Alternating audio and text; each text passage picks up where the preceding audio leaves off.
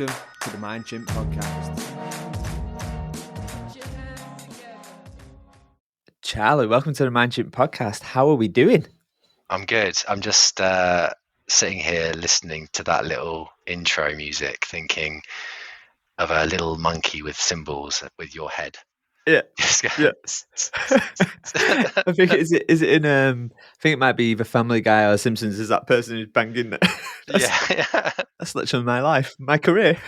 Yeah, nice. Where does that come? I don't know if I've asked you where the whole concept of Mind Chimp comes from. Whole concept of Mind Chimp, it comes from it was a weird time. So I think at the time the book The Chimp Paradox was out. Yeah. But it had nothing to do with that. It was just by a pure coincidence. It was just in my mind. I liked the idea that a chimp is curious. They tend to be creative. You know, you can see lots and lots of things of how we look at problems. And then in my mind, it's like this chimp bouncing around and mind coming up with new ideas and new ways of thinking and trying new things. I was like, okay, let's put them two together and see what that looks like. And you'll know this, like a brand is a brand, and the more people get used to saying it, it'll feel normal. But I remember at the start, Mind Chimp was like, what does it mean? What's it about? I was like, how do we explain that? So yeah, that was it. Yeah. That was it. Nice. Well, I mean, it's not offensive. That's a big tick. No, like I mean, when we started Solved, Morton and I were chatting. We did a lot of brainstorming in the pub, but we were, coming up with a couple of weeks around what do we call ourselves. And here are a few previous options that Solved together could have been. So we had Shift. Okay. Which was actually our name for a bit, but then we realised because we had like an angular eye, if you looked at it, it looked a bit like shit. So we put that to one side. We had one called Transfer Magic. Oh, okay. Okay. That was my wife and Morton's wife's reaction to that as well. It's like, so we ended up on Solved together, but we couldn't buy Solved, the full word of Solved, because someone else had already done it and sat on it, and it's quite expensive when you're a startup to spend 10 grand on a URL. So we ended up just dropping the E, and then we realized there was already a marketing company called Solved, so we had to think of another word to add to the end. Hence Together. So that is the really long and boring story about why we called Solved Together. But it's funny how it comes about, isn't it? It's just nonsense, really. Yeah, because the reality of it is when we had this with Vendela, like Vendela wasn't meant to be called Vendela originally. I can't remember what we ended up calling. We came up with like Vendy and stuff like that, and similar to you, it was a case of we've got this name. I mean, you go out and you go, someone's got they've got the URL for it, and they've done jack with it for 10 years. And you're like, but it's and then I think the real Venderly was taken by a company who Workday Learning bought in the end. Oh yeah. Yeah. So there you go. What happened with Venderly in the end? We haven't really discussed it, but see, it's curious to see, because it was all very positive, I thought, at the beginning, and then it sort of just didn't continue at one point. Yeah. So we had lots of work coming through it. Like the problem is when me and Sam decided to do it, it was like, right, okay, here's the reality of it. We're creating a startup while I was writing the book, while I was in full-time work, he was in full-time work. And it was like, unless this business makes lots and lots of money for us where we can leave one of them, it'll have to be a secondary thing. And Sam got a promotion at his company, which took him away from it. And I was, so it was like, actually, we can't deliver the service we want to deliver, and we'd end up doing more harm than good to the customers if we did it half-assed. Yeah. So we decided to close it down. We've had a couple of conversations, actually. People wanted to buy it for two reasons. We had a company who wanted to use it they was a small managed learning service, and it was like, this fixes all our problems. Yeah. And then we had quite a big managed learning service interested as well, because what it does is if you use a big company who's got, loads and loads of vendors, often it's done through Excel exchange and it's done through emails and headcount. And actually what Vendly really does is removes it and makes things super lean. But it's just one of them things. The small managed learning service, which where I originally wanted it to go, couldn't in the end get the money from the bank. So it's Right. there. It's there. It's doing nothing. The main's Hmm. there. Everything's there. But it's like, yeah, I would like to do it. Solved Venderly. Yeah, there you go. There you go. I would love to spin it back up because I think Yeah. the people who used it was like, this fixes so much of my problems. Hmm. Finding, people like Solved Hmm. who are good, and they're not good because they've invested loads of money in marketing. They're good because their customers and past customers have said so. There's value to that. That's social proof. Yeah. Um, so yeah, and then we had you got me down the rabbit hole here, Charlie. It's meant to be Yeah. me Sorry. interviewing you. Yeah. Yeah. Um, Yeah. Welcome to my podcast. we had a company who I won't name, but when we very first set up, they pretended to be a vendor, and they went to Sam because obviously Sam wasn't in this space of learning and Hmm. HR, Hmm. and they pretended to be one just so they could kind of get the jump on us, and it was just constantly shady. And I'm all up for competition because I think competition makes the pie bigger. It doesn't make something bad. But when you go, oh, you're shady, and you actually just don't have Hmm. nice human traits, like it's Yeah. effort. So yeah, Yeah. that's Vendela. But anyway, Charlie, back to you. This is me interviewing you. So before I guess anyone, people might not know you, they might not have come across Solved, but I guess yeah, I ask all my guests to kind of summarize themselves with a logline, a summary of who they are. What would yours be? All right. I've written down leader of Solve Together, which Okay. is factually correct. Father of two, brackets next week. Wow. Okay. So number two's coming next week. If all Holy goes to plan, shit! it will be, Congrats. thank you, bud. It will be Wednesday at 11:25 Uh, that I'll meet my next one because we're having a C-section this time, elective Ah, C-section, because the first one was such a brutal yeah. experience. We had an emergency C-section, so we can have an elective. So we're going for an elective option this time. So it should be nice and organised. We'll be in and out hopefully in the day, and then yeah, back home for some nesting before Christmas. Nice, nice. Do you know if it's boy, girl? Do you know? It's a boy. Okay. So we've got a girl, which I love having a girl. She's been amazing, and I'm slightly apprehensive about having a boy now because I've enjoyed having a daughter so much. But there's also kind of the excitement that comes with having a new one. Um, so yeah, I look forward to meeting him. Nice, nice. And right near Christmas. I mean, Hmm. magical time for many. Well, yeah, I'm leaving. Yeah, yeah. Well, I know I'm leaving. I'm leaving Solve Together in the capable hands of our mutual friends. Bridge has just joined us, so I'm going to be handing over quite a few bits to Bridge, and obviously Morton. Mm, Um, just hired another person who'll be hitting LinkedIn very soon, early November. So amazing. yeah, it's all going great guns. We're just gearing up for next year, really, and another year of fun. So I want to talk a little bit about Solved, but because I like the idea that the idea of what it is and how you set it up and stuff like that. But before I get down there, um, I asked my guests to pick a number between 1 and 12, and this number links to a list of questions which I will ask you the answer to a little bit later on. So, pick a number between 1 and 12. 7, please. 7. Okay, so the question what you've kind of picked here, Hmm. which I'll need the answer to later, is what's the most difficult thing you've ever had to apologize for? Okay. God, there's so many to choose from. So ponder on that and we'll come back to it a little Yeah. bit later. Oh God.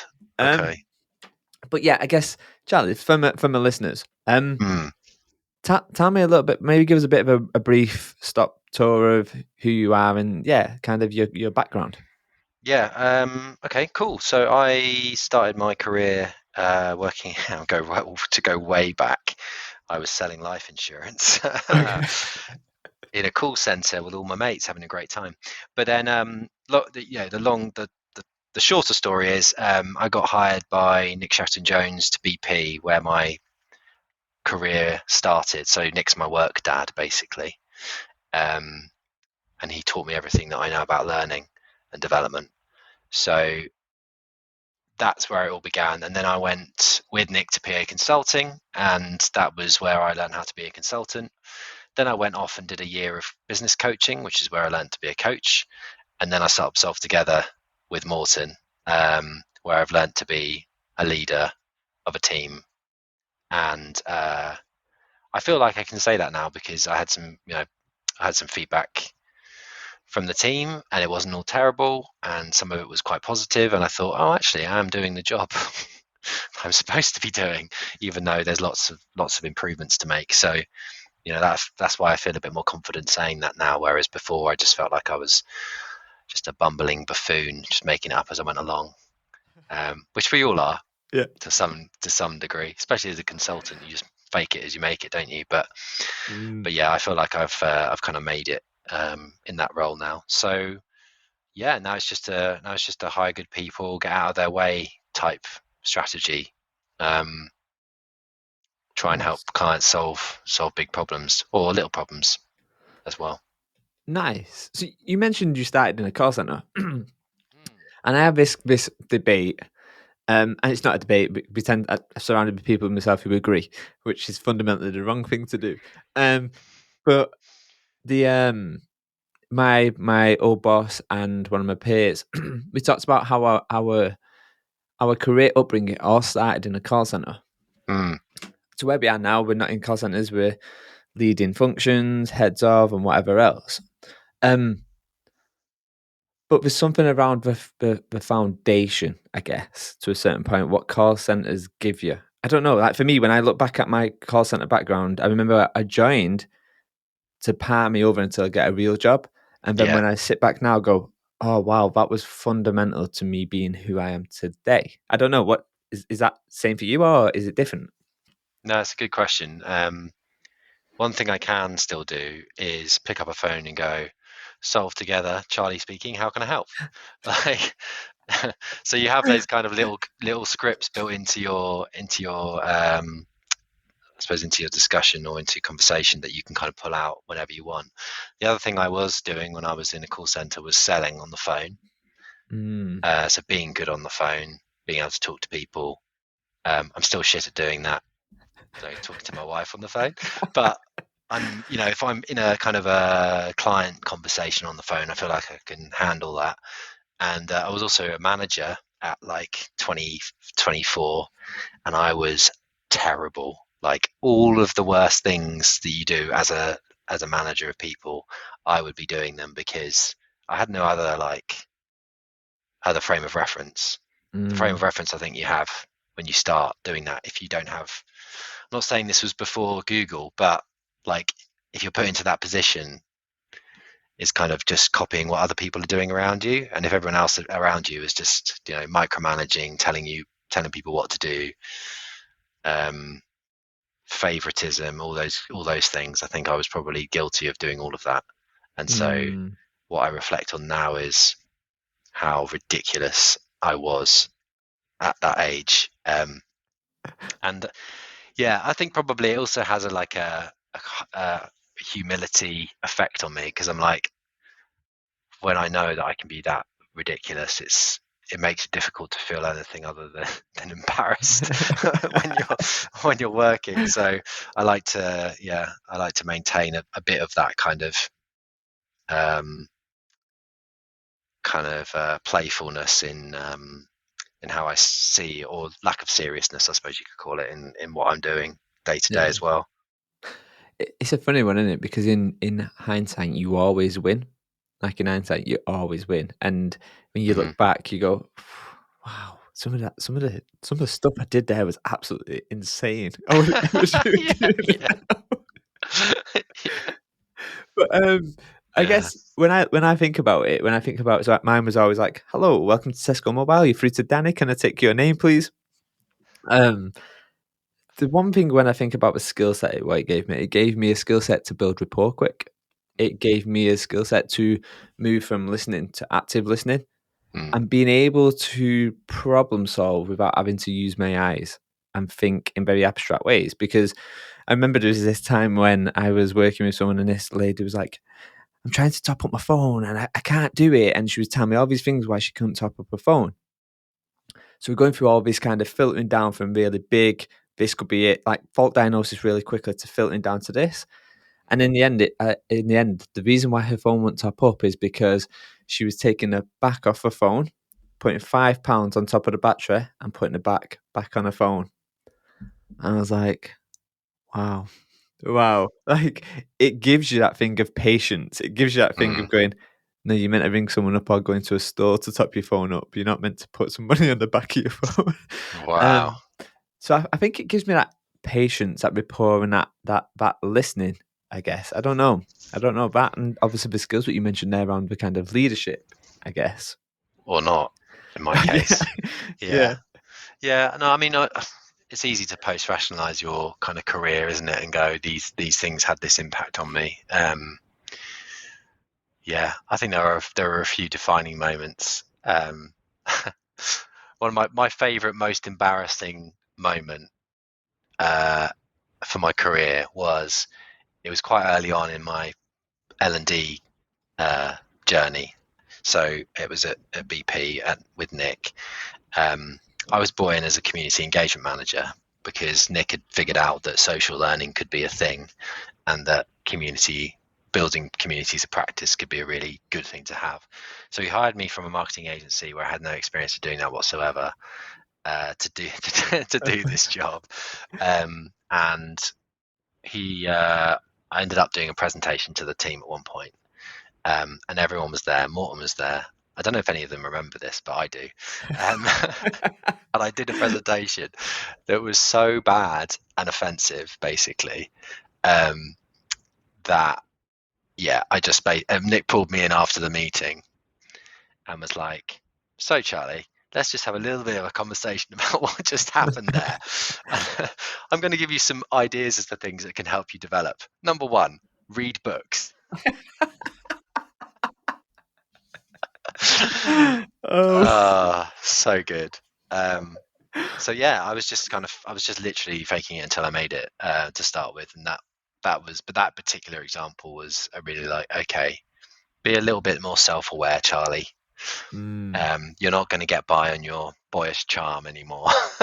You have to be, you have to be an expert. And I did what was suggested, and it made me effective doing what I was doing in a very short period of time. Um, so yeah, I think there are those little moments that kind of dotted throughout a career, but I wouldn't say there was necessarily any whether I would have got to where I am today through a different route or whatnot. A lot of it's just luck, I think. Mm. What made it offensive? And I guess the reason why I'm saying this is because I'm trying not to get you cancelled here, Charlie. Yeah, But yeah, yeah. um, when I look at when I think about things like LinkedIn and attention and eyes on attention, actually by everything being like boiled rice, you have to be different to stand out, right? It's a bit like the whole kind of thing of salience, right? The thing what stands out is the thing what gives you attention. Mm, And when you look on, say, for example, LinkedIn, actually, them extreme provocations are the things what get the traction. It's the things where you go, okay, forget about the fact it's swearing or whatever. Actually, it stands, it pops, and I remember it. What made, mm. like, you're That's dangerous, recalling. though, I think, Danny, because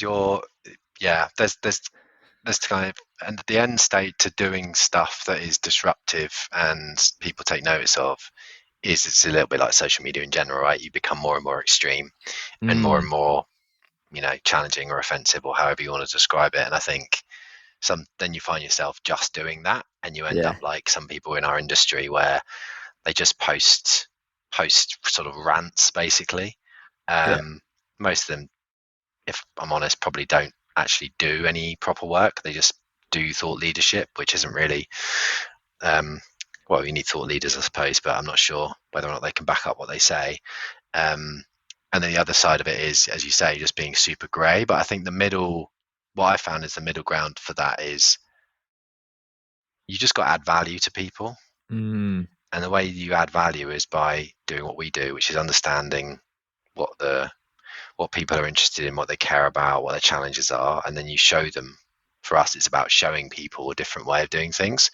And so, case studies, little snippets of examples and things like that, I think is where you can lead people by doing stuff and showing them a different way of doing stuff. And I think that's a much more healthy way of doing of kind of disrupting the industry.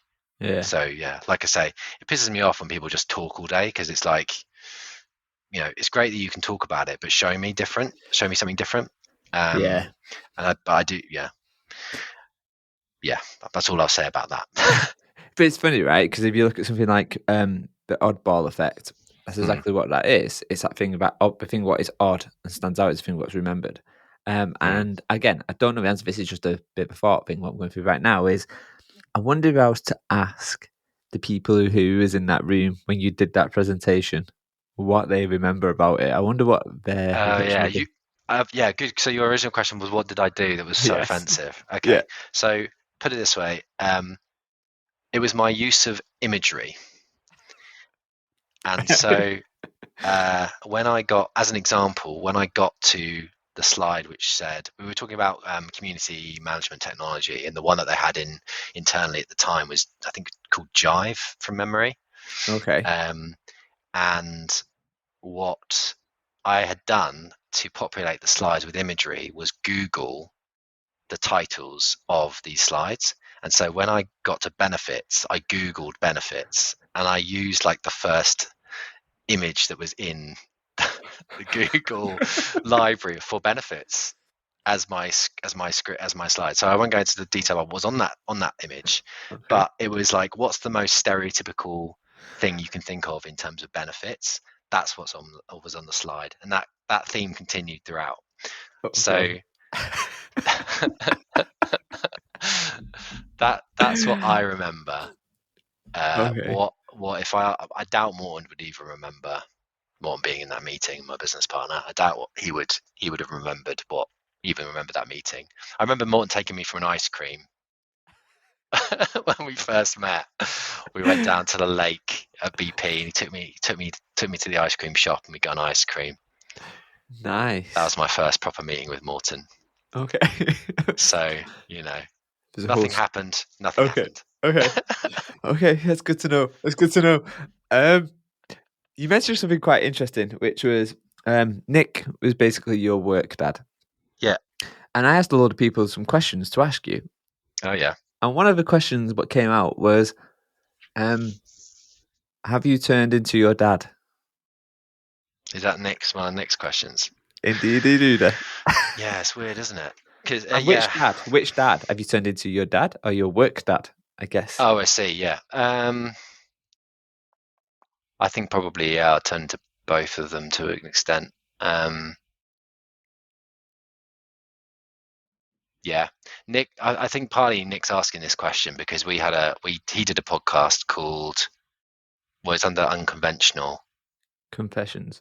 Confessions. That's right. I did one of his Confessions podcasts, and those are really deep questions. Mm. And we talked a lot about my dad in that pod. So there might be something as a follow up to that. But I mean, this is what we were kind of talking about before we start recording, which is one of my big internal struggles is how much credit can I actually take for what I'm doing. Mm. I don't particularly want. Do I particularly want credit? I want to feel confident that I'm not just ripping everybody else off. I don't. I want to have something to be said for what I've done for myself, if that makes sense. So having been brought up essentially in L&D by Nick, most of my ideas come from Nick. So, and I think if you're honest with yourself and you're listening to this, if you're seeing a lot of what people put out on social media like LinkedIn, a lot of them are sort of Nick's ideas regurgitated. But then, you know, Nick's ideas also have come from what he's read, such as Design of Everyday Things, which is design thinking methodology. 5DI is design thinking methodology with different words. So in that way, it's also just a rip off is the wrong words, but it's also just an evolution of an existing idea. So yeah, I guess we do things at Solve that I think are different to what anybody else does. We do stuff culturally that I think is quite different to what people are used to in business. Do I think that we've done anything? What's our unique IP is producing awesome things, or new approaches and innovation around experience design or digital stuff. That's what we're really good at. But it is borrowing from the consumer world and repurposing the ideas. So maybe I'm rambling, but it's like, I think maybe it's that question is, am I just regurgitating ideas that I've or approaches that I've just borrowed either from my real dad or my work dad? And I think probably partly yes. I would be lying to myself if I didn't say that was true. But I suppose what I'm grappling for is, what's the value in what I'm doing?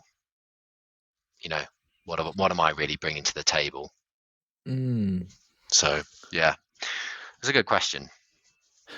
I think what you bring is your unique angle on what that is.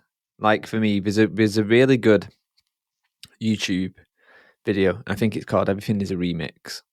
And it's about 20 minutes long, 30 minutes long. And what it does is he pulls one idea and reverse engineers it back and shows this is it. It's a remix, but everyone has a slight iteration on it, and that is your fingerprint on that thing, because people can't see into the future. And a lot of time when you build on an idea, you bring in the context of where the world is and what is happening in that world, and you apply that fingerprint onto that idea. Yeah, I mean, when you look at design thinking steps all the way back from user-centered design. We look at human-centered design, user-centered design. They're two different things. One moved from user interface to human problems. Like it's just it's an evolution. And sometimes evolution is just a rewording. Sometimes it's taking the complex and making it into the layman. And sometimes when I look at some of these kind of frameworks, that's what it is. It's taking something what already exists and going, only a small percentage of people get that, but actually if I change the language and make it more consumable, that's your fingerprint. That's your remix of that idea, I guess, is how I see it. And then a lot of times when you do design it, like when I think about my experience design approach, that takes elements from other different people, but I've not really seen anyone slam it together and interweave it together. So I like to think that is me, but there's a risk, right? That isn't, and someone's already come up with it and you just don't know. And ultimately, if it is a good approach, then you probably won't know about it till it's too late anyway. Like until it's been tried and tested and failed 100 times, maybe. Yeah, and I think this is where the importance of having diversity in the team is where those ideas really start to become interesting, because my stupid fat head can only hold so many ideas and only so many experiences. But if I can get a team together who are really excellent, interesting, and experienced in their own ways, and they can bring their own experiences and context to evolve the idea, then you get a much better result, a much more different result than you would get if you were just thinking it in your own head. So I think, again, that's like within a frame, within certain guardrails. I think that's another thing I've learned over the last sort of 4 years, is the real value of diversity of thought, which I think a lot of people talk about. I certainly would say I would have said it's really important, but not to the extent that I understand it to be now. Well, that kind of leads me onto a question thinking about Solve then. So you've I know a little bit about Solved. Obviously, I don't know lots. But your team seems like it's creative people. It's quite diverse. It's diverse in its thinking and in its doing. But before we get into that diversity and kind of what makes it unique, I want to think about the feedback what they've maybe give you. So you mentioned earlier, I think right at the start around you've had feedback. I guess it's a two-part question, which is a fundamentally wrong way to do it, but hey ho, Mm. it's my podcast. Yeah. I guess question one is what's the kind of the hardest piece of feedback you've had? And that doesn't necessarily need to be within the team and what they've given you. Maybe think about it as a collective over your career, other than read books. Mm. Um, Yeah. what, It's genius. yeah, It's what, genius is the simplicity. what's been the hardest piece of feedback you've had in your kind of, I guess, career so far? Hardest piece of feedback. Hmm.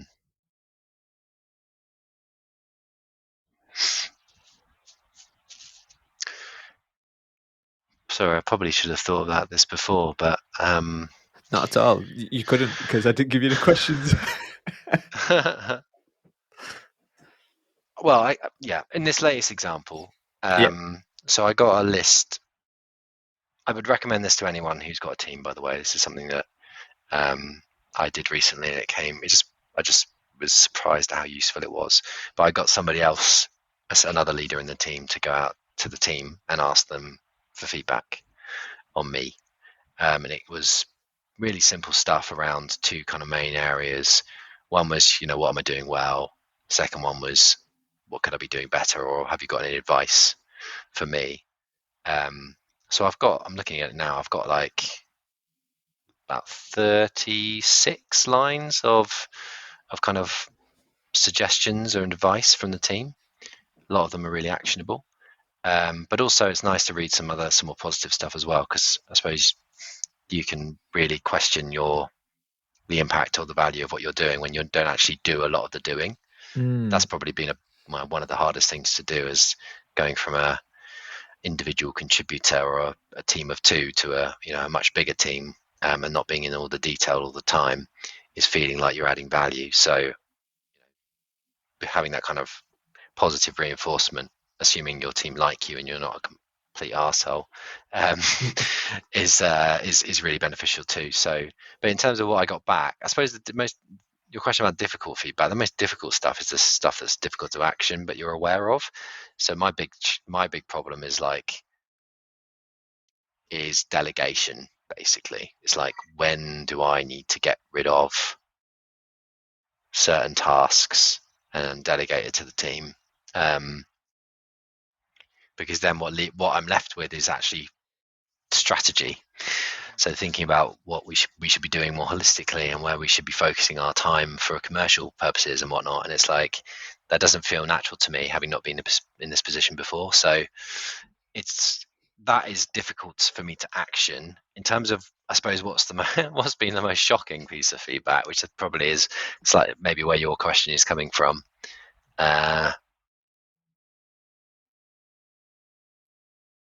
I don't think I've ever had like really difficult feedback, like, you're just shit at this. Well, I had the kind of, you're just shit at this job, Charlie, kind of feedback, which is actually in the marketing team that I was working in. I just couldn't get my head around how to organize an event, like make a list, deliver the list, do it on time and on budget, kind of thing, was just beyond me for some reason. But I also had a leader who would just get really frustrated at me and just essentially shout at me. I was too young to really know what to do with that sort of feedback. So I kind of moved sideways in the organization and got out of there. I was moved sideways, rather.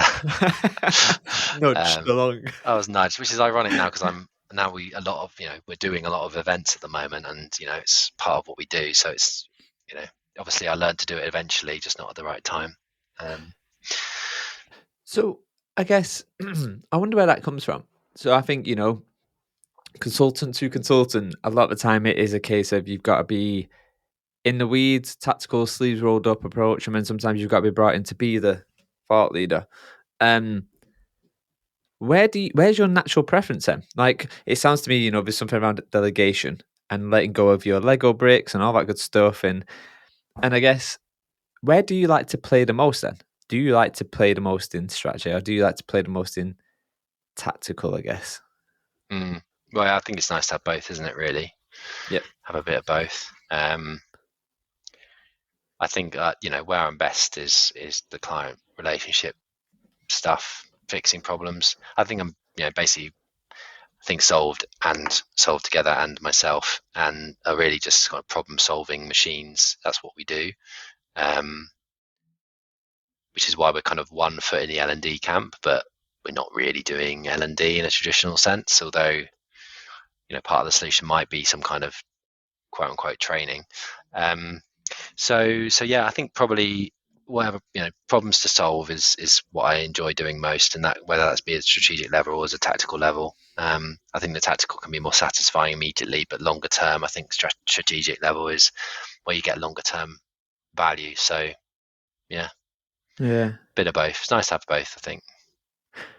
So I find this fascinating, and I've been writing an article about this, and I wrote it maybe 4 or 5 times around the whole theory of bullshit jobs. Yeah.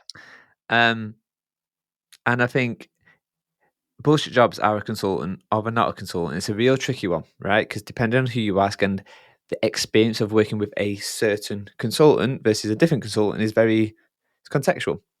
But thinking about your, I guess, non-solved experience prior to solved, what's a one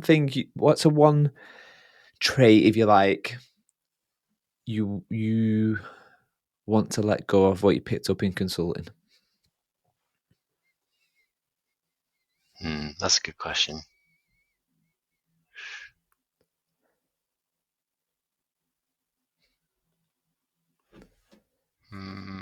I think what I've had to let go of or do more of is kind of finding the joy in other people's success, whereas in consulting a lot of it's kind of bravado and showing off that you can do stuff, because essentially it's consultancy, for those who don't know, is internally a bit like a marketplace.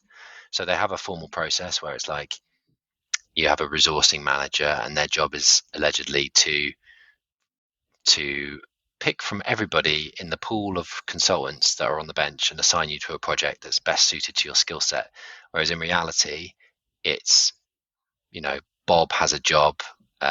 He knows Charlie, calls up Charlie, says, I've got this job coming up. Would you want to do it, Charlie? And I say, yes. So that's how it works in practice, but it's not the way it's supposed to work. So yeah, there is a lot of bravado, networking, sort of inconsistency in people's experience based on how extrovert they are and stuff like that. So I think being more respectful of people who don't have that sort of same bravado and recognizing their capability is something that has kind of evolved. And that now when I look back on consulting historically, I think maybe that I had more time for people that were more kind of outwardly confident. But that's not necessarily where the real expertise is, I think. Yeah. Nice. So, seeing as we're into solved, I guess there's a couple of things which is interesting. And I think not many people do this very well. They don't share the experience of creating something like solved. It happens over here, and it's all not hush hush, but they're too busy making shit happen, right, to actually share it. And I guess how long has solved been going for now, Charlie? So it'll be 4 and a bit years. So 5 years in. Our business year is September to September, so it'll be 5 years in September next year. Okay. November, yeah. So tell me about how kind of Solve came together, and like what does it look like? Because obviously you've gone from you and I think Martin to having this team now and having this great brand and, like you say, being known as problem solvers. But yeah, walk me through that kind of whole experience of setting that up. Yeah. So I mean, I'm not a risk taker to start with. So I would never have done this if I didn't have Morton as a friend and business partner. So if people ask me for my advice, which I know you're not doing, but if anyone else out there is thinking about setting up their own business, then finding somebody that you trust to the core of your soul, that you align with in terms of values and principles, I think work with them. because it just takes a problem shared as a problem halved, basically. So where the long, potentially boring story, but it's a podcast, so you can cut it out. Is so Morton met some people, a recruitment company, which will remain unnamed, at a conference. I think they had a conversation which was along the lines of, so you want to recruit for the type of consultants that you are, but we can't find enough of you. So why don't you set up a business, and then we'll essentially be your middlemen to clients, Oh, okay. doing learning innovation, essentially. So Morn sort of put it out in the group, said who'd be up for this. I put my hand up, as did a few other people. We went through probably 3 or 4 meetings where this recruitment company, the sales manager and someone else would go out, and we'll go out for nice drinks, and went to Sushi Samba, ate everything on their company, and that was superb. And then went through the business plan conversations and all that good stuff, came up with a brand name, wasn't solved at that time. And then we went up to Birmingham to present the idea to the CFO and the CEO. And it was quite clear that the CFO and CEO didn't really have the same vision that the other 2 people we've been talking to had. And I remember the CEO was in the meeting on his laptop answering emails for like most of it. So it was quite disrespectful, and we didn't really feel like they got it. And they made us an offer that we could very much refuse, which was kind Right, of like, okay. it was like insulting. So we basically said, well, we've done all this work now. We know what the business proposition is, and we know where we're going to add value. So why don't we just set the business up between us? And at the time, it was 3 of us. But yeah, it ended up being just Morton and I, and then we started the business with our first client, which was with Peter Rieber in Novo Nordisk over in Denmark. Spent a few months flying back and forth to Denmark, having a great time, drinking Christmas beer, laughing at Charlie's pronunciation of Danish words, and then and then COVID hit. So I spent the next 6 months, 6 to 12 months longer, balancing my laptop on a chest of drawers, doing the business remotely and all that good stuff. But because our clients are in Denmark, it didn't really affect us at the time because we were doing a lot of virtually anyway, so we just carried on. And then more opportunities, more projects came out partly through Nick, partly through other referrals and network for our network and whatnot. And then we just sort of built up from there and hired some people and grew organically. And we just our main focus is making sure that the work that we deliver is absolute top quality at all times, because that's my focus anyway, because that's where all our work comes through is referral. So we have to do good work, we have to deliver value, we have to do stuff that's different and that clients can stand behind and say, essentially take credit for it, which is absolutely right. They're right, because it's their money, they're paying us to do stuff. So yeah, that's kind of where it's come from and how we've gone about growing it to this point. Was there ever a point in the time from obviously starting up to now where you was like, holy shit, have I made the right choice here? Like, is there a point what you can maybe share where you're like, yeah, I don't know. No, not really. I think at the beginning when I started working with Morton again, because we worked together at BP many years ago, the early weeks was like trying to get to know how to work together, because Morton is very strong-willed, forthright, expert in his field, and I'm much more kind of, I'm like the polar opposite. In many ways. So what's great about Morton is that we have completely the opposite perspectives on the same problem, but we generally align on the decision. So what that means is you make sure you're pretty much covering all bases in making decisions. So I think that's been why it's been successful. Partly why it's been so successful, I think, is to have that different perspective, which is why another bit of advice for choosing your business partner would pick somebody who's like you, pick somebody that's the opposite, because they'll do all the shit jobs you don't want to do and you'll do the shit jobs they don't want to do. So that's yeah, that's kind of how that came about. Yeah, So you mentioned you're not a risk taker, and I guess yeah. I want to go back to what was and it's you can't use solved again my rules. Maybe let's go all the way back to kind of your teenage days. Like, what was the biggest risk? Like, where does that not a risk taker come from? Is it a case of the people you surrounded weren't risk takers who was really kind of focused on security, or is it just a trait what you've just developed over time? I guess. Hmm. Yeah, I remember. Well, I'm not sure that it's true now I'm thinking about it, but what I'm thinking about is when when I was a very little boy, there is footage of me going down like a slide, like a I was stark bollock naked, little Charlie running around in the garden. It was fine in those days. Um, not anymore. No, you can't be naked. Um, the I was just so careful on like the slide, and my parents would laugh at it because they were like, Charlie's just really careful. He takes his time, makes sure everything's okay before he goes down the slide. And that's actually how my daughter is as well. Funnily enough, she's got that kind of, she puts everything back in the right place, and she's very careful with what she does. She hasn't really seriously injured herself, um, which is great as a child, but she's generally quite careful. And so I wonder if that's from me. But I think there's something about just sort of figuring stuff out and making sure that before I do anything, that there's no like tigers in the bushes or anything like that. I think that's what I Mm, mean by that.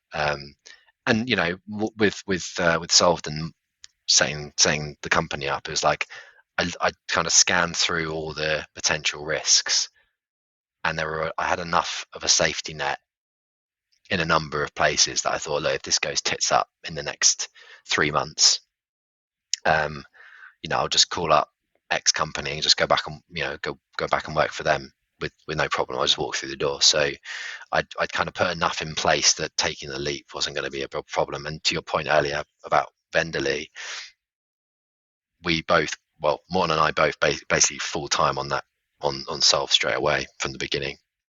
interesting. Um, and I think you get in what you put out.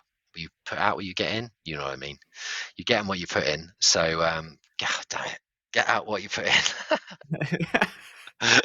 Took me 4 attempts. I'm quite tired. Remy was up last night until like 4 a.m. and I slept on the floor of the nursery holding her hand through the bath. So I haven't had much sleep.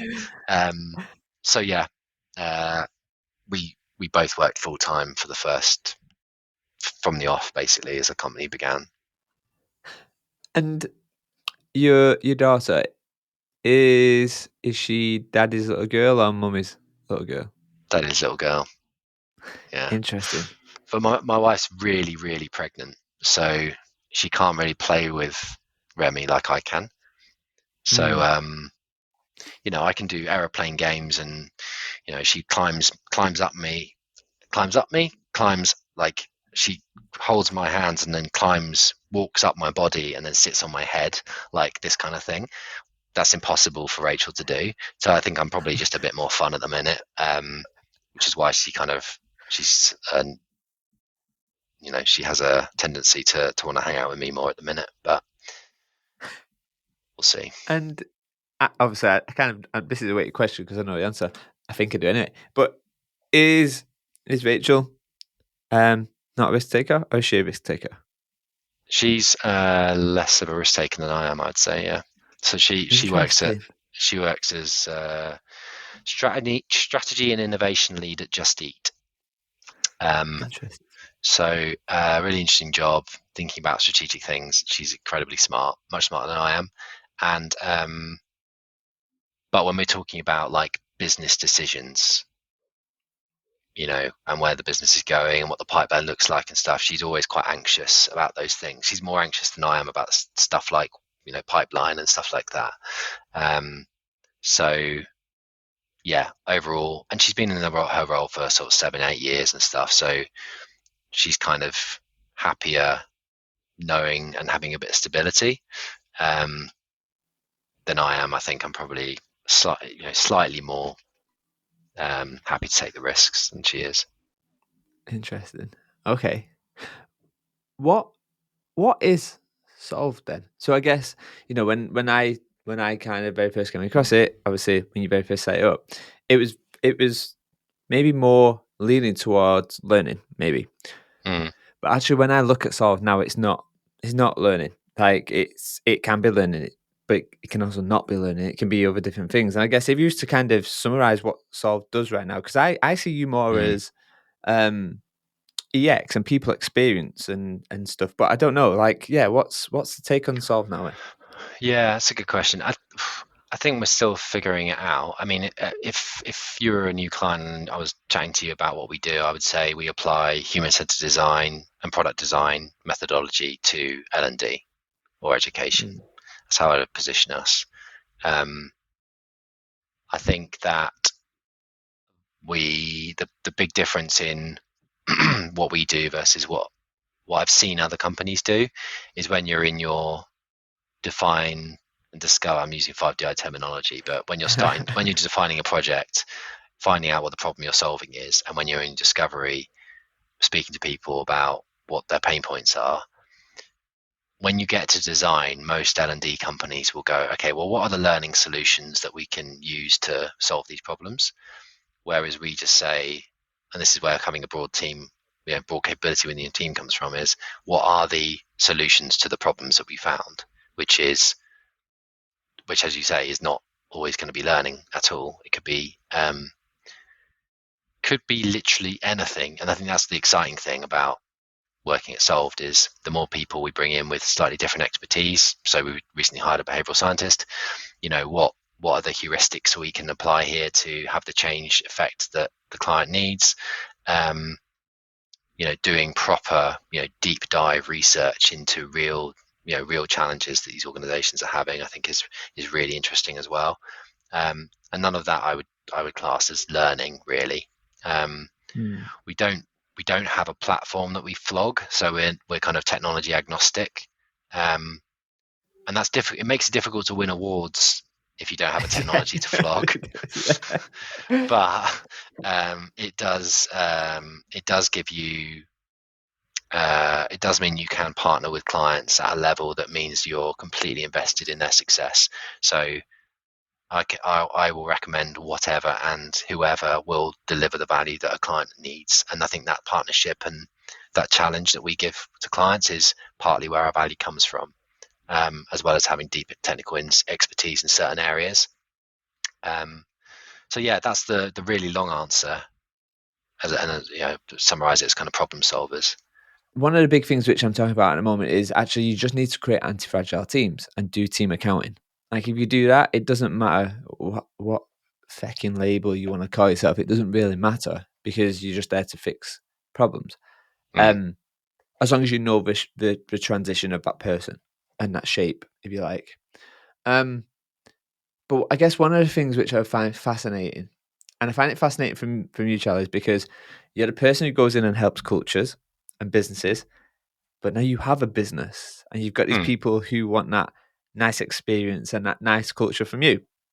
How have you managed juggling that? Like, how's that been? Because you kind of hear about people not drinking their own Kool-Aid. Like, how do Mm. you manage that internally as obviously the owner of a business, but as someone who has to project that out into the bigger businesses of the world and whatever else? Yeah, good question. I think there's like a practical answer to that, and then there's like a philosophical mindset answer to that. But for me, it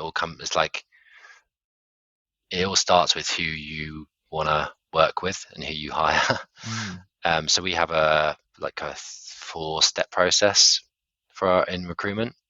So we have a couple of informal conversations, then we have a case study, and then we have a technical interview. And then we do what your salary expectations and whatnot are. Or sometimes we do that earlier just to make sure they don't want ridiculous salary.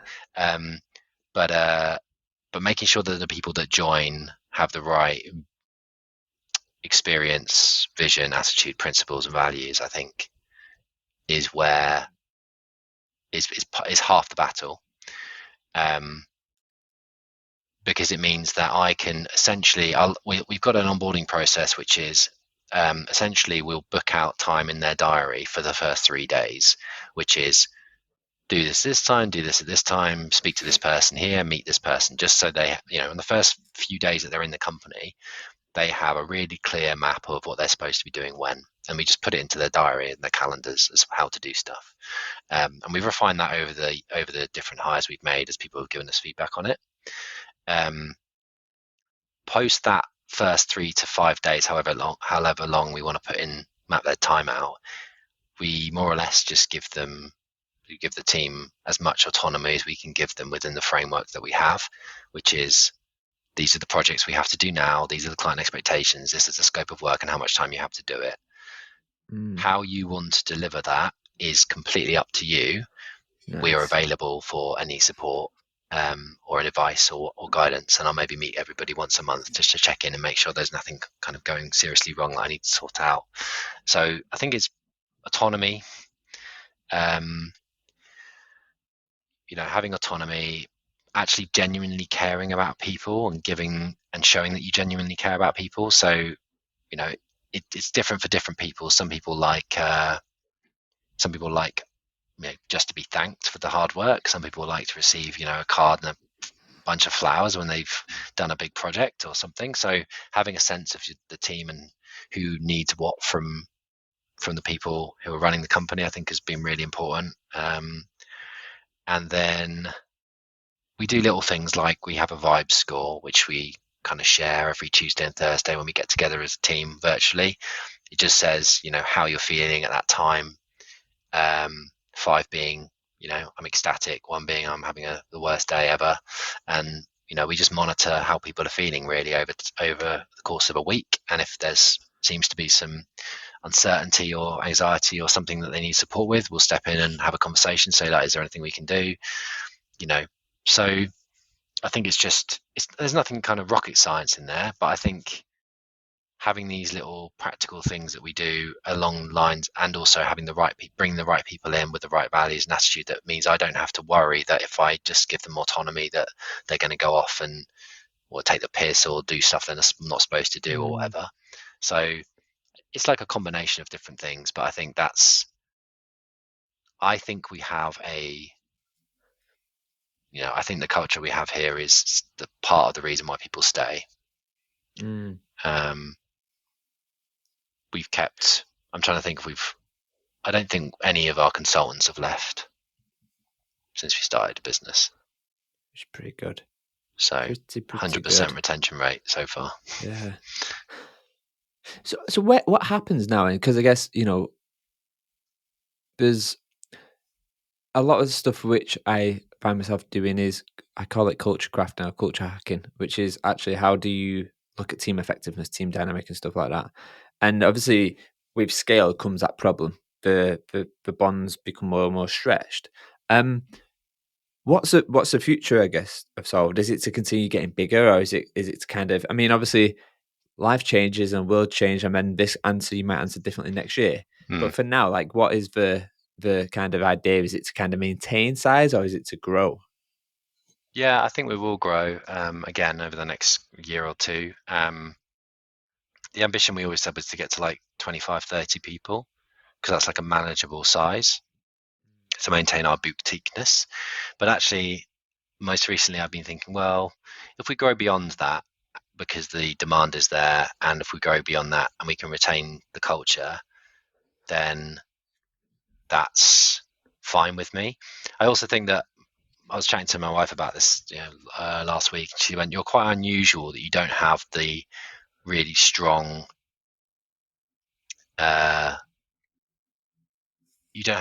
loyalty to the company itself, if that makes sense. The loyalty I have is generally to the people that work at Solved. But actually, if it was like close the company down tomorrow, I'd be like, well, that's that then, move on to the next thing.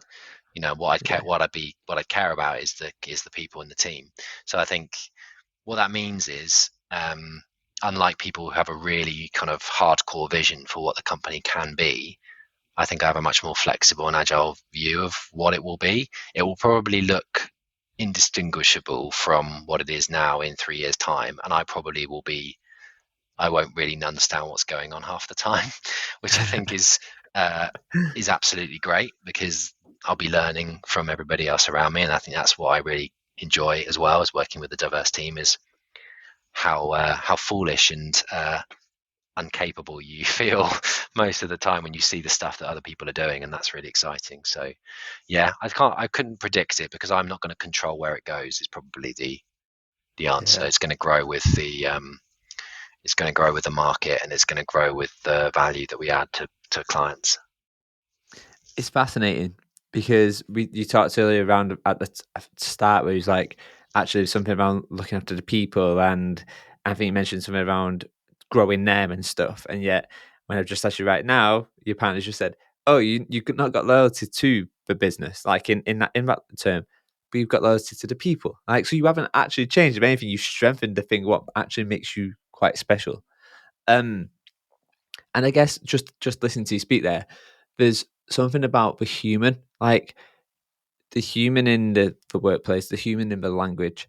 And I obviously I've never worked at your place, but it sounds like you've removed a lot of the bullshit that is in normal consultancy, a lot of the red tape. It's like we'll talk in layman's terms, we're talking human terms, and yeah, there's it feels there's something nice around removing of that ego, I guess. Yeah. I don't know. Um, so I've been thinking about this based on the feedback that I mentioned before that I got from my team. There are some unwritten rules at Solved, um, that makes us what we are. And I don't think we communicated them particularly well before. So what I did was I started putting together a list of the unwritten rules that we have, um, or the things that are there that people might see and be wonder about, but not have a reason for. So one of them is, why do we have a flat hierarchy? And I've got a, what does it mean? Why is it important? And where does it come from? And your point about the ego on this, why do we have a flat hierarchy? Where does this come from? Leaders who think they're the most important leaders who think they're the most important person in the room, and who ignore the other people or the views of other people in the room, are repulsive. Beautiful, beautiful. so so yes, basically, like, um there's there is stuff like that where it's just like, having worked, and actually that's probably one of our strengths as well, is a lot of people who work at Solved have worked in house, they've worked in agency, they've worked in consultancy, and they can see the bullshit of those kind of organizations. um, and so a lot of the consulting that we do is, how do you iron out some of the bullshit and just make it more effective and personable and practical and friendly and things like that. So yeah, I think that's part, removing the bullshit is part of the what we do, I think, as a team. What else have I got in here? Why do we have T-shaped consultants? So that was back to your point earlier. Having a broad capability, but also having some areas of specialism. Why does Solved feel chaotic at times? I worked at PA Consulting, and I really like the organized chaos, basically, because it feels like the chaos is where some of the magic happens, because you get different people bumping into other people by mistake sometimes, and that's where the tension can make magic happen. So I think we've kind of engineered a bit of, there's a real clear structure in what we do. We've got an internal playbook, which is, this is how you work, this is how you should approach clients, this is, et cetera, et cetera. But then outside of that framework is like, just do the best you can, and see, and and do the best you can, do the best work you can, and help the people around you, and see what kind of comes out of it. And the last one which I got to was like, why do we have fun? Which I haven't actually finished, but it's something along the lines of, we're getting together once a month at the moment, because a lot of us are hybrid, and we just basically spend morning doing a bit of strategy, and then the afternoon doing a bit of fun stuff like shuffleboard and darts and axe throwing or whatever you can, escape rooms, and just spending that time together, particularly when you spend so much time sat behind a desk, is just so enriching.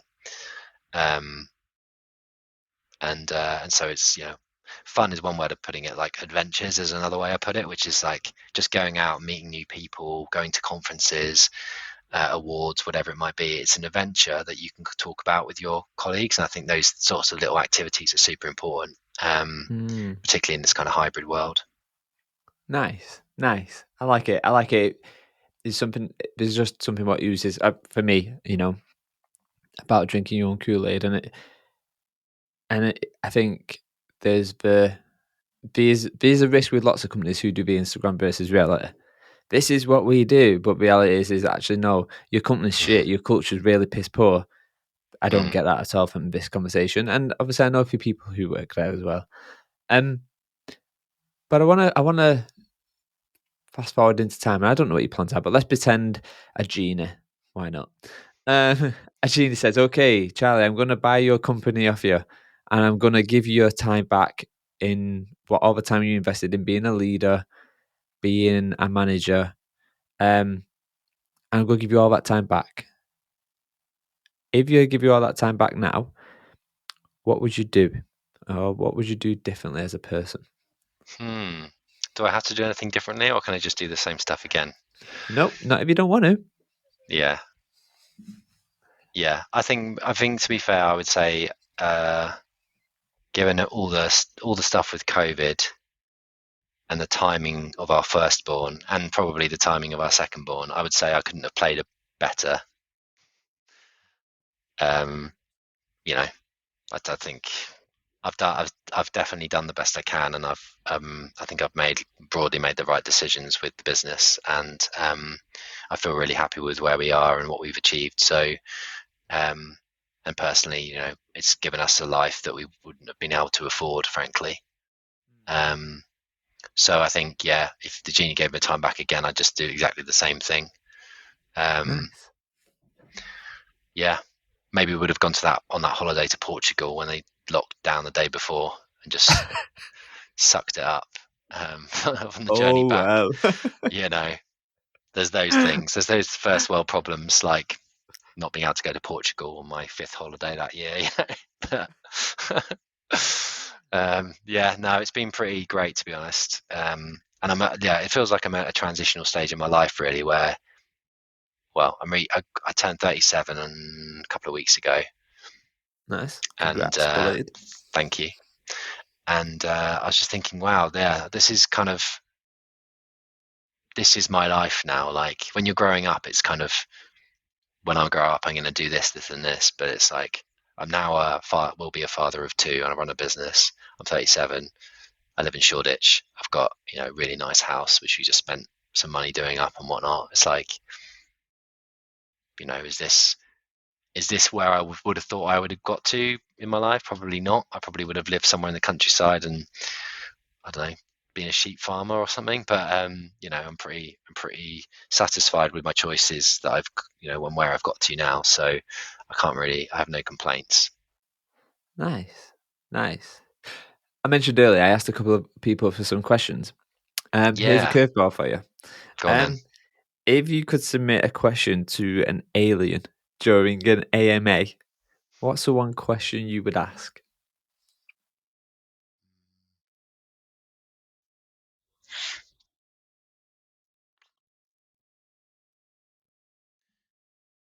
I'd ask them to play me some music. Okay. Because I also I know what I'm getting the answer to the question right? An AMA. Ask me anything. Yeah, fine. There you go. Right. You're too cool, Danny. Those acronyms threw me off. I probably want them to play me some music. There's something about I'm just curious about alien music for some reason. I just think it would be interesting to play them something. And how would that, obviously sound is just a vibration of air, right? So how would the vibration of air, how would they register that in their brains, and how would they hear it? And would they enjoy it? Like, would there be raves with like loads of aliens loving it, or would they like hate all of that and want to listen to like country?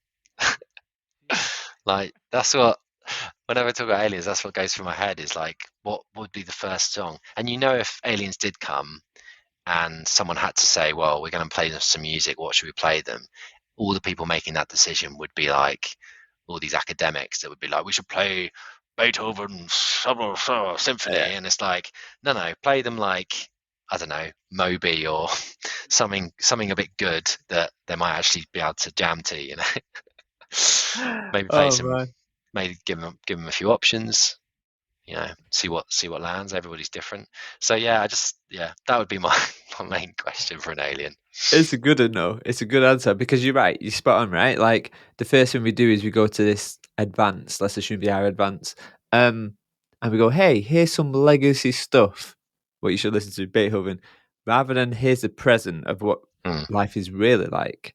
Um, and I think we see that in again. I bring it back to work, but like in work, we constantly use methods and frameworks and jargon from yesteryear, which has been debunked, or like you're like, it doesn't stand anymore. It was funny. I was reading what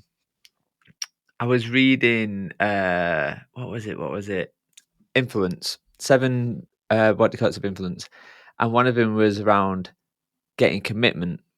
And I was like, actually, that probably stood back in the day when my parents were like, my word is my oath and all that shit. But actually, if I look at my nephews and my nieces and just the younger generation, they do not give a shit if they let you down. They don't care anymore. They're not that bothered. It's like, oh, well, it is what it is because everyone else is letting everyone else around. I'm like, but yet we still use these levels of influence as frameworks, what we should hold to. And it's, I don't know. I think there's something with the newer generation of people coming in where they're going to not only challenge work, but we're going to challenge the frameworks and the understanding of people. And I think that's why I really liked the stuff which you touched upon, which is you brought a behavioral scientist in, like who will have a finger on the pulse of not just the theory and stuff from there, but what it is right now. So yeah. Well, that's the evolution bit, isn't it? It's like, where do we go from here with L&D? I think generally, as using the royal we, but you also yourself and other people that you've spoken to on the podcast, they'll get more bored of their innovation and their new things than we will. Mm. So we'll get more bored more quickly of the stuff that we talk about than, let's say, our clients will. Yeah. So we could probably do the same thing over and over again, which frankly a lot of companies do, for the next 20 years, and we'll still make money and it will still be fine. But we're really hungry to do new and exciting things. So we just push and push and push, and eventually we just leave people behind, and we set up and we become our own industry. Because I don't, I think we're internally at Soul, we're moving faster than I can keep up, really, with what's going on. And I think and then you try and apply that to clients that are asking us for their help. Like, we're moving faster than them. So I suppose the challenge is you move too fast that people really understand what the hell it is they're buying from you. Yeah. So you got to make sure you're still delivering the value. But I think it's an interesting challenge about where we go from here. I think behavioral science is the area that we're moving into, because I think it's close enough to what people understand and know, to be kind of procurable, essentially. Because if you're not procurable by somebody in a company, it's very difficult to work with a company. So we've got to keep always going to keep one foot in the L&D world, but I think we're just going to move. We're going to stretch that relationship as far as we can go over the next year or two. Nice. And it's a good question. I was having a conversation. I think it was on someone else's podcast. I was like, "Look, here's the problem. HR don't even know what HR means anymore. L&D doesn't even know what L&D means anymore." And that conversation will get louder and louder and louder. And as long as you can be there to go, don't give a shit what your title is. Like, your problem solvers, let us help you solve your problems. That instantly becomes a lot more valuable than, oh, I'm an L&D thought leader or whatever. Like, it's nonsense. Charlie, I've got one more question. I won't be mindful of your time. What do you want to be when you grow up? Yeah, it's a good question. Because I've kind of grown up now, so I've realised, like next week, second kid, I'm definitely fully grown up. I'm 37. Okay. I can't, I can't joke about it anymore. There's like, it's clear, the jury's out. I'm old, um, but that's fine because as I say, I'm happy with where I've come from, what I've done. But I think there's kind of a few routes. I think I'd like to do more sport than I Okay. have. So maybe at some point I take a step back and I do a bit more. Maybe I'll do some coaching badges or something and get into that. I'd like to have more holidays. Sounds like I'm going to retire, basically. So you're Yeah, getting old then? yeah. No, I mean, to be honest, it's difficult to answer that question because I'm kind of like, well, I'm doing what I want to do now, so I'm just going to carry on doing it. So yeah, until something changes, until I stop liking what I'm doing or the people I'm working with, yeah, or I don't feel like we're adding value anymore. Until that happens, then I'm just going to carry on doing this. Yeah. Nice. So what I want to be when I grow up is what I'm doing now, but hopefully I'll maybe have a bit more time to do some sport, maybe play a bit of golf. Nice. Nice. I'm taking it back to the 80s. I'm going to take clients out on golfing days and whatnot. Do it. Do it. That's it. Yeah. Don't call it a comeback. We definitely should do that.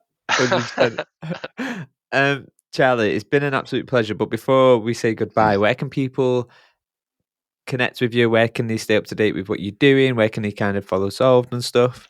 Yeah, so Solve Together is SOLVD, drop the E, together, all one word, .com. So you find our website there. If you go to 5disolved.com, that's where you can download our free toolkit for 5DI. And that kind of gives you some tools and templates, a few videos and things explaining how to do different parts of that process. You can connect with me, Charlie Kneen, at LinkedIn. I'm like the only Charlie Kneen there is because Kneen is a really obscure name. It comes from the Isle of Man. So if you just type me in, you'll find me on there. Yeah, and Solve Together is also a pretty unusual name too. So you'll find us on LinkedIn. There's no, shouldn't be too complicated. So yeah, that's us basically. And thanks, Danny. It's been really cathartic actually to chat to you because the first time we did this was probably I was at Performance Consultants doing my coaching stuff, Yeah, I think so. which was Yeah. that would have been about 4 years ago now. So it's almost like you've been on the journey with me. I feel it. I feel the connection, Charlie. I feel the connection. No, it's been awesome having you on, and good luck with the new Bambino. Thanks. I'm going to And be off yeah, for 6 weeks, so if you're a client and you're listening to this, please contact morton.bond@solvetogether.com or bridge.felicia@solvetogether.com. amazing. Charlie, take it easy, and I'll speak to you soon. Yeah, thanks, Danny. Take it easy.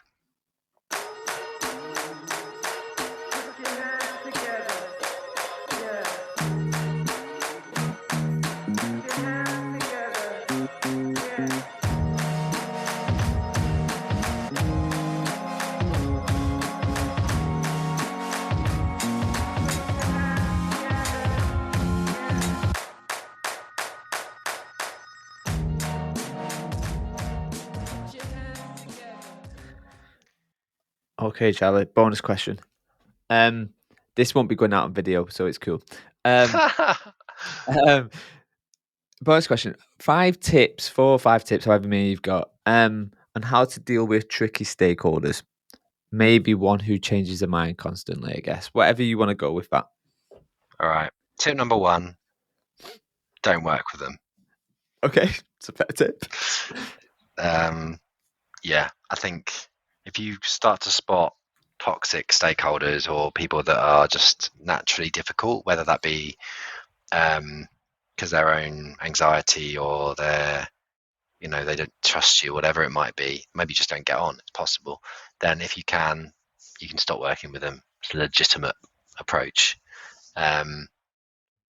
Tip number 2, I would say, is if you're feeling like you're far away from a stakeholder and they don't trust you, then get as close as you can to them.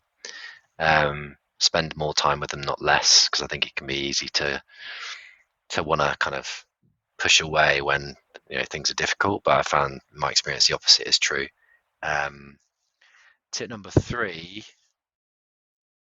would be to try and build lots of rapport, ask some good questions, generally get to know them as a person, because it's much easier to disagree with somebody when you're on a friendly basis, like you'll find if your partner is disagreeable. So it can be easier just to say, you're being an idiot, stop being an idiot. Tip number 4, I am on tip number 4, aren't I? Yeah, I think so. Yeah, I think that having a model and a process makes a lot of difference to tricky stakeholders. So 5DI is a great example of that. We've been applying that probably longer than anyone else, I'd say, in the world, unless you count Nick. But I think we've been doing it on our own for longer. Being able to give the client reassurance that you've got, or a customer the reassurance that you've got a process and you follow the process and the process works, I think is a really effective way to mitigate some of their anxiety or their mistrust of what you're doing. And then finally, write it down. I see a lot of people and have recently experienced this problem.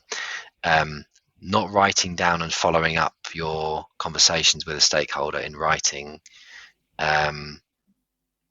can get you into trouble later, because they actually forget things that they've said, or if they're difficult for whatever reason, they might sort of twist the truth a little bit. So actually just putting it on paper and saying, and you can point back to it later, I think is really important as well. So those would be my 5 tips for you, Danny. Nice. Cheers, Charlie. Let me hit stop.